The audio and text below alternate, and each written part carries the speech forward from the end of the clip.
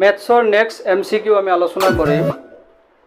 যদি ত্ৰিভুজ ABCৰ DE প্যাৰেলেল two BC য'ত D আৰু E ক্ৰমে AB আৰু AC ৰ দুটা বিন্দু তেন্তে কি হ'ব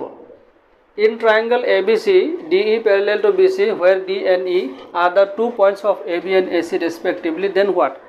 basic proportionality theorem মৌলিক সমানুপাতিকতা উপপাদ্যটো কি আছিল যে AD by DB equal to AE by EC আমি সকলোৱে জানো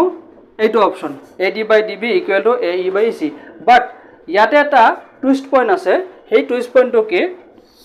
এই চাৰিটা অপচনৰ ভিতৰত কিন্তু অকল এইটোহে কাৰেক্ট নহব A নাম্বাৰটো কাৰেক্ট হয় B নাম্বাৰটো কাৰেক্ট হয় আৰু C নাম্বাৰটো কাৰেক্ট হয় সেইকাৰণে আমি কি লিখিম D নাম্বাৰটো আটাইকিটা অল এবাভ তেতিয়া হলে আমাৰ কাৰেক্ট অপচনটো হ'ব D কেনেকৈ হল আমি সকলোৱে জানো যে মই সাইডত লিখিম ইয়াতে AD by DB equal to AE by EC ইয়াক আমি কেনেকৈ লিখিব পাৰো চোৱা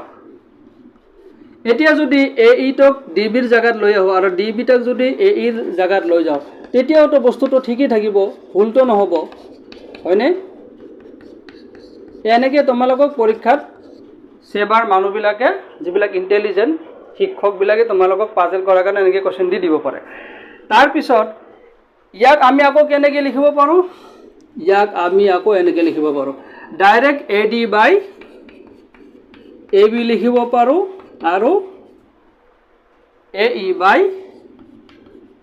AC লিখিব পাৰো তেতিয়া হলে আলটিমেটলি এইটো অপচন লিখিলেও ভুল নহব এইটো লিখিলেও ভুল নহব এইটো লিখিলেও ভুল নহব সেইকাৰণে মই লিখিছো লাষ্টৰ D নম্বৰটো কি আটাইকিটা all above now is that clear